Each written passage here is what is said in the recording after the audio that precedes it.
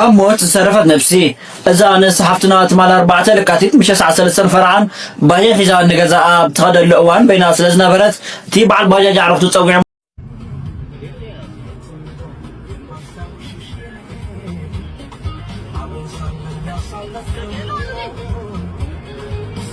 سلام كم يلكم كبرات تملكتنا لومو كم تلمد بحدشت زيناتاتن بحدشت مزناقي فيديوتاتن نابقهم قريمنا اننا نزي چانل زد محدشت زوكمكم سبات لايك شير سبسكرايب انداقبركم مساناك تصنهن كتبرتاتونا عندما بفقرنا حتت كموت زملطات نفسي لوالو بتعمي زقرم أو كتما مقالة كاو عدقرات يا مسيا قشا يا مسيا جن أما قالة صبق أيس أنا حنزلو اسكي رينا يون مدست فيديو كموت صرفت نفسي إذا أنا صحفتنا تمال 4 لكاتيت مش 10 فرعان باجي حزان نجزاء تخد اللقوان بين أسلزنا برت تيبع الباجي عرفتوا تسوي موبايلا كم زمن تلا تزاريبا تان سي كاب عدقرات بيتسب نمطيقيا نام مغلمزا دحر موبايلا مسمن تلا بجا خنا اسم مرحين تالنمو قطيف هاوسلني ابتبل اللقوان كندي مرهرا نلادي ودي ايلو ناب صلمات خدمه دحر زي اويتنا سمعتنا خدتنا هليت سبن باجاجن بكل بوتا توايم ابوز تراوعلو ما متبايج حاوتا نسيب فلاي من اسين قالوا سبايج توايم ابوزر بموعلم مسغانا اغريبيو نيتحفتنا دمتي نسمعيو دغلينو انغلتين ጫካ ነገር ከከም ዲወደግን ተረዲኒ ላፍሳይ ብላኒ ልስ ከሞባይል ነህልሽ ባስ ተም ክልተ ወዳት ግን ባዕሊ ጽውዑ ባዕሊ ይፈልጣ ካብ ግን ታይሉ እግሩ ለጉዳት ይውል ምንም ነገር ከእውነት ሞባይል 50 ኦሜል ንቀሽ ችግር ይውልን ካብ ግን ያስመድ ሓንት ለንሞ እስኪ حدرن ገዛ ይወሰደኒ ለ أسرحتني أنا جزانا لقولت نطوع الليلة سنة ترديو كاو نادو ولا خلا أوري رخص دنيل كاو هذي تاشمتي دكتور دبرتيون كما سالست عامس تزارب وزربا حزون يدغمولو بتعم يزقرب عين بركاخن عين جزعان تجزعون زول الناس عين نبرن مسؤو إلو سكيرينا يوم مرست فيديو كنت سكاي ولا قالوا تكنولوجيا لنا لا يعني فلدت مرئت تكبر مالك لس أفراري خاصو كنكا أركيكا بعصوا تنبركا هيك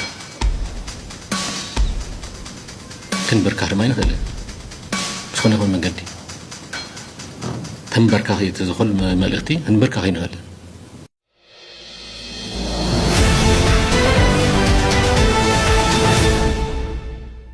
مش قرابة تناوز حشر ركب هزب ركب فطرنا له ስለዚህ አብና አምዝ ሐሸ ዝምድናታት ሐሸ ሰላም ዝፈጠርና له ኩነታት አለ ስለዚህ ጸገም ጥራሕ ይኮነን ጸገም ሕዙን አለ ዘመሐሽናይም ነገራቱን አልበም ተስፋ ዝግበረልና እዚኦም ሒዝካ መጻለውን ምትጓዓዙን ዕድል ዝው ስለዚህ ውድብ ሕወሓት ካፍታ ጉባኤ ከጀሚሩ حلف خربت ناكلتاشن 10 شنكرم هيدا مدحر اب كبر زل قالسي نزي مجرشون زي مدارو معلاريو مش كانوا استراتيجي عمتاتم كوينو بحوار سرحلون زوفرلون كناتات ودي 40 جلن عمز زخونه ساعي دفاري تباهيلو تتحيزلو عم مجرم ነገር ይገሩ እስኪሪና የሆነ መልስት ቪዲዮ በካናዳ ኤርትራዊው ዲያቆን በጾታዊ ጥቃት ተከሰሰ ዝርዝሩን በአጭሩ ላቀርብላችሁ የካናዳ ኤድመንተን ፖሊስ ዛሬ ባወጣው መግለጫ በ48 ዓመቱ ፍሬዝጊ ዘረግዚ ላይ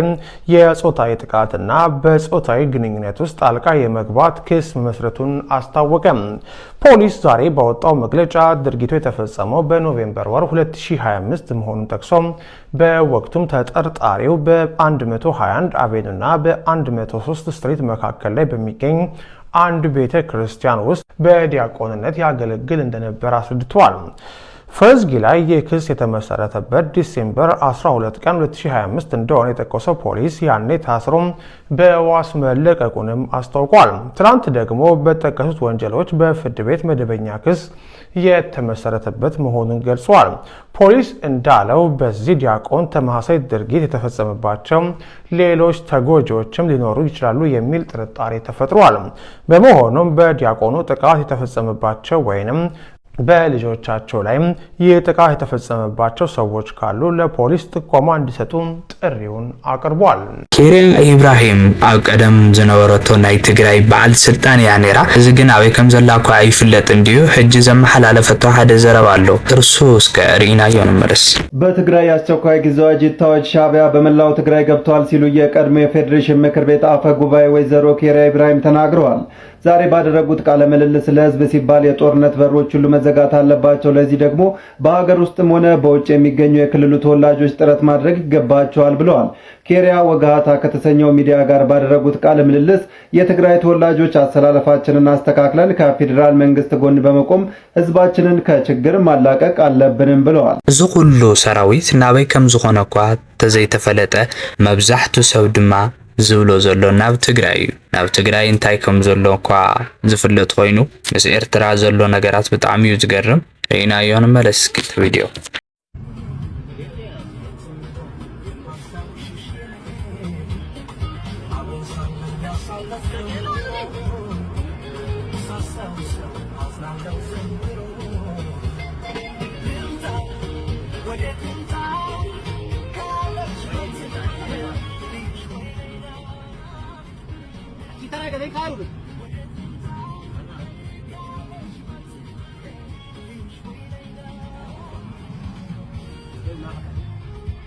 جلارة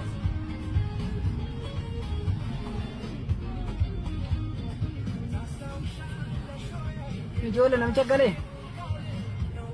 ها مشغله مو تو كيف نلعب فيديو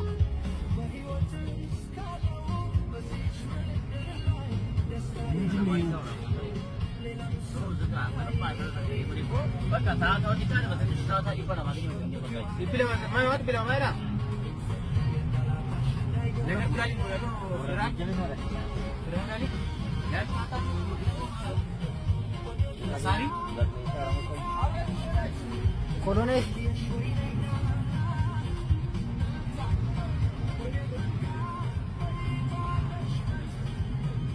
Tasabi ነገር ቱ ታሳቢ እርግጠኛ ነኝ የሚጠገለ በቃ ያ ሰውዬው ነው ገባው ያልመረው አራዳ ጉባ ወን ገለ ማለት ወን ገለ ማለት ካትያው ታገለ በቃ ለሰሙ ነው ብቻ በቃ አትበል አረ ለትሪ ከተቀበለ ይያጃጃ አንተ ሞዴል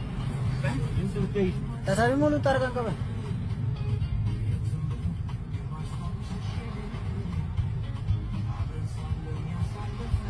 ወጣ ይበል ተሳመን ነው ነፃሊ እንተ ቢጉሪ ነፃ ብሪቶ ጉሪና ጋር ሲንከፈላ አከተ ዲዴው ተሰንታይ ጊዜ ተከዛጋቼ ዞር ደረኒላ ለማከ ጃውተነ ከነምራት አይጨል ማለት ይሄ ወራቤ ነው ካኔ አንኖሪ ወራቤ ዲወዲ አረ ማዶ ወራቤ ዲቤ ለማከ ጃቡሰኔቲ አትበቃ ሰራበደ ለምን ተኮማንዳ እንጀኒ ይጋባታኒ ማለት ተጋጀደ ማለት ማለት